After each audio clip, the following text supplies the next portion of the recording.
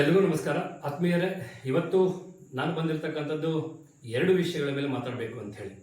ನಾವು NPS ರದ್ದು ಮಾಡಲಿಕ್ಕೋಸ್ಕರ ಸಂಘಟನೆ ಕಟ್ಕೊಂಡು ಹೋರಾಟ ಶುರು ಮಾಡಿದ್ದೀವಿ.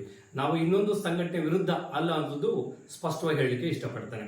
ಇವತ್ತು ಕೆಲವು ಸ್ನೇಹಿತರು ಕೆಲವು ಅವರದೇ ಆಗಿದ್ದ ಗ್ರೂಪ್ಗಳಲ್ಲಿ ನಾವೇನು ಮೊನ್ನೆ ಷಡಕ್ಷಿದೇವರ ನೇತೃತ್ವದಲ್ಲಿ ನಡೆದಂತಹ ಮುಖ್ಯಮಂತ್ರಿಗಳ ಅಭಿನಂದನಾ ಕಾರ್ಯಕ್ರಮಕ್ಕೆ ರಾಷ್ಟ್ರೀಯ ಅಧ್ಯಕ್ಷರಾಗಿರ್ತಕ್ಕಂಥ BP ಸಿಂಗ್ ರಾವತ್ ಅವರು ಕರೆಸಿದ್ವಿ. ಅವರ ಭಾಷಣಗಳು ವೈರಲ್ ಆದ್ಮೇಲೆ ಅವರು ನಮ್ಮನ್ನ ಬಂದು ರಾಜ್ಯಾಧ್ಯಕ್ಷರನ್ನ ಮಾಡಿ ಸಂಘಟನೆ ಮಾಡಿ ಅಂತ ಬೆನ್ತಟ್ಟಿ ಹೋದ್ಮೇಲೆ ಇವತ್ತು ಒಂದಷ್ಟು ಸ್ನೇಹಿತರು ಅವರು ಸಹಿ ಮಾಡಿರ್ತಕ್ಕಂಥ ಪತ್ರವನ್ನ ಮಾತ್ರ ವಾಟ್ಸ್ಆಪ್ ಗ್ರೂಪ್ ಅಲ್ಲಿ ಹಾಕಿ ಇದಕ್ಕೆ ಬೇರೆ ಬೇರೆ ಕಾರಣಗಳು ಕೊಟ್ಟಿರ್ತಕ್ಕಂಥದ್ದು ನೋಡಿದಿರಿ. ಪೂರ್ಣ ಪ್ರಮಾಣದ 2 ಪುಟಗಳ ಪತ್ರ ಇದೆ. ಸಹಿ ಮಾಡಿದ ಪತ್ರವನ್ನು ಮಾತ್ರ ಹಾಕಿ ತಮಗೆ ತೋಚಿದ್ದನ್ನ ಬರೆದಿದ್ದಾರೆ. ಹಾಗಾದ್ರೆ ಇನ್ನೊಂದು ಪುಟ ಏನ್ ಹೇಳುತ್ತೆ ಅಂತ ಹಾಕ್ಬೇಕಲ್ಲ. ಏನಿದೆ ಅದರಲ್ಲಿ?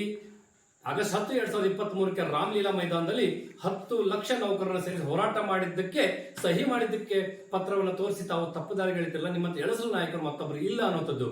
ಜೊತೆಗೆ BP ಸಿಂಗ್ ರಾವತ್ ಅವರು ಇಂತಹ ಮುಖ್ಯವಾಗಿರ್ತಕ್ಕಂಥ ಹೋರಾಟದಲ್ಲಿ ಭಾಗವಹಿಸಿದ್ರು ಅನ್ನೋದನ್ನ ಇಡೀ ರಾಜ್ಯಕ್ಕೆ ತಾವು ಒಪ್ಕೊಂಡು ತೋರಿಸಿದ್ರಲ್ಲ, ತಮಗೆ ಮೊದಲಿಗೆ ಅಭಿನಂದನೆಗಳು.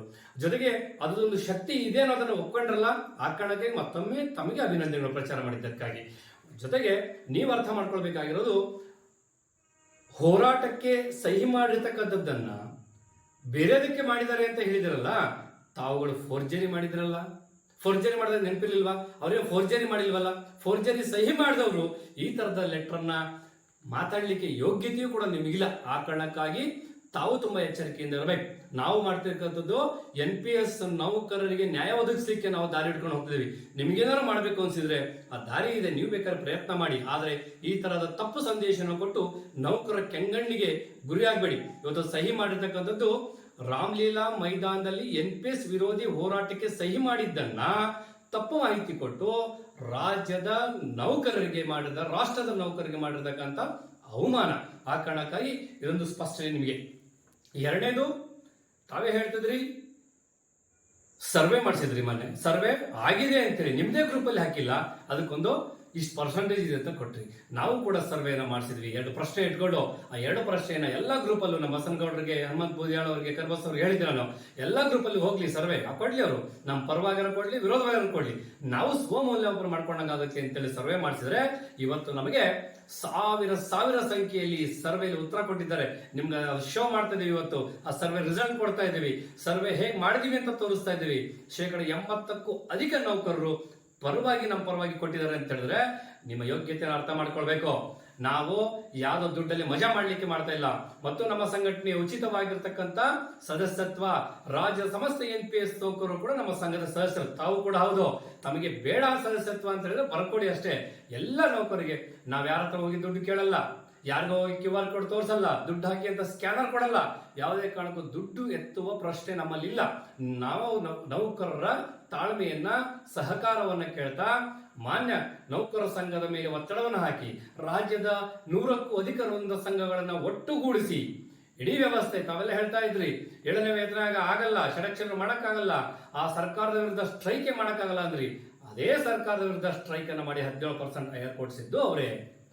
ಈ ವರ್ಷ ಹೊಸ ಸರ್ಕಾರ ಬಂತು, ಈ ಮುಖ್ಯಮಂತ್ರಿಗಳು ಇವರಿಗೆ ಸಹಕಾರ ಕೊಡಲ್ಲ, ಬರಲ್ಲ ಅಂದ್ರಿ. ಸ್ವತಃ ಮಾನ್ಯ ಮುಖ್ಯಮಂತ್ರಿಗಳು ಸಿದ್ದರಾಮಯ್ಯನವರು ವರ್ಷದಲ್ಲಿ 2 ಕಾರ್ಯಕ್ರಮಕ್ಕೆ ನೌಕರ ಸಂಘದ ವೇದಿಕೆಗೆ ಬಂದ್ರು. ಹಾಗಾಗಿ ನಾನು 10 ವರ್ಷದ ಹಿಂದೆ ಒಂದು ಮಾತಾಡಿದ್ದೆ, ಈಗಲ್ಲ. ಇವತ್ತು ಷಡಕ್ಷರ ಇರ್ಬೋದು, ಆದ್ರೆ 10 ವರ್ಷದಿಂದ ಅವ್ರು ಇರಲಿಲ್ಲ. 10 ವರ್ಷದ ಹಿಂದೆ NPS ಕಟ್ಟವಾಗ್ಲೂ ಕೂಡ ನಾನು ಹೇಳಿದ್ದು, ನೌಕರ ಸಂಘಕ್ಕೆ ಒಂದು ತಾಕತ್ತಿದೆ.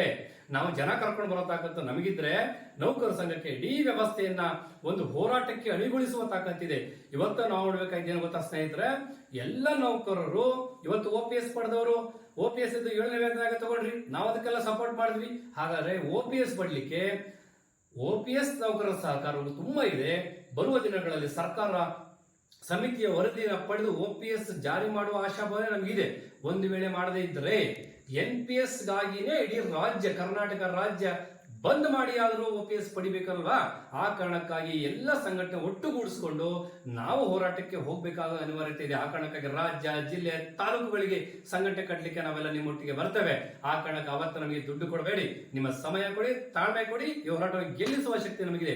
ಈ ಸರ್ವೆಗಳು ಮಾಡ್ಕೊಳ್ಳೋದು, ಆತರ ಮಾಡೋದು, ಈ ಸಣ್ಣ ಸಣ್ಣ ಕೆಲಸಗಳನ್ನ ಮಾಡ್ಕೊಂಡು ನಿಮ್ಮ ಸಣ್ಣತನದ ಪ್ರದರ್ಶನ ಮಾಡ್ತಾ ಇದ್ರೆ ವಿನಃ ಸಂಘಟನೆ ಮಾಡ್ತಾ ಇಲ್ಲ. 1 ಕ್ಯಾಬಿನೆಟ್ ನೋಡಿದ್ವಿ, 2 ಕ್ಯಾಬಿನೆಟ್ ನೋಡಿದ್ವಿ, 48 ಕ್ಯಾಬಿನೆಟ್ ಕಾಗೆ ಹಾರಿಸಿದ್ರಿ. ಕ್ಯಾಬಿನೆಟ್ ಕಾಗೆಯನ್ನು ಇಡೀ ರಾಜ್ಯದ ನೌಕರರು ನೋಡಿದ್ದಾರೆ. ಮತ್ತೆ ಫೂಲ್ ಆಗ್ಲಿಕ್ಕೆ ಕಾರಣ ಇಲ್ಲ. ನಾವೇ ಜಾತಿ ಹೆಸರು ಸಂಘಟನೆ ಮಾಡ್ತಾ ಇಲ್ಲ, ಚುನಾವಣೆಗೋಸ್ಕರ ಸಭೆ ಸೇರ್ತಾ ಇಲ್ಲ, ಆ ಹೋರಾಟಗಳ ದಿಕ್ಕನ್ನ ತಪ್ಪಿಸುವ ಕೆಲಸವನ್ನು ಯಾವುದೇ ಕಾರಣಕ್ಕೂ ಮಾಡ್ಲಿಕ್ಕೆ ಬಿಡಲ್ಲ.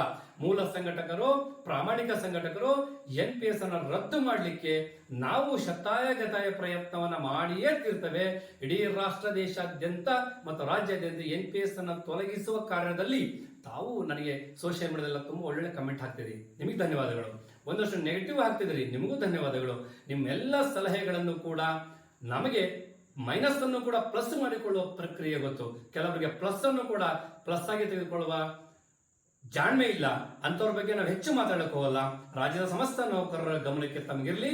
ತಾವೆಲ್ಲರೂ ಕೂಡ ಈ ವ್ಯವಸ್ಥೆಯನ್ನು ಅರ್ಥ ಮಾಡ್ಕೊಳ್ಳಿ. ನಾವು NPS ನೌಕರರ ಸಂಘದಿಂದ NPS ಅನ್ನು ರದ್ದು ಮಾಡ್ಲಿಕ್ಕೆ ಏನ್ ಬೇಕೋ ಆ ಕೆಲಸವನ್ನ ನಿರಂತರವಾಗಿ ಮಾಡ್ತೀವಿ ಅಂತ ಹೇಳ್ತಾ ತಮ್ಮೆಲ್ಲರಿಗೂ ಕೂಡ ಇವತ್ತಿನ 2 ವಿಚಾರಗಳಿಗೆ BP ಸಿಂಗ್ ರಾವತ್ ಅವರು ಮತ್ತು ಸರ್ವೆ ಎರಡಕ್ಕೆ ಕ್ಲಾರಿಫೈ ಅನ್ನ ಕರ್ನಾಟಕ ರಾಜ್ಯ NPS ನೌಕರರ ಸಂಘದ ಕೊಡ್ತಾ ಇದ್ದೇವೆ. ತಾವೆಲ್ಲರೂ ಕೂಡ ನಮ್ಮೊಟ್ಟಿಗೆ ಸಹಕಾರ ಕೊಡ್ತೀರಿ ಅಂತ ಭಾವಿಸ್ತಾ ನಾನು ಮಾತು ಮುಗಿಸ್ತೇನೆ. ನಾಗನಗೌಡ ಎಮ್ಮೆ, ರಾಜ್ಯಾಧ್ಯಕ್ಷರು, ಕರ್ನಾಟಕ ರಾಜ್ಯ NPS ನೌಕರರ ಸಂಘ, ಬೆಂಗಳೂರು. ನಮಸ್ಕಾರ.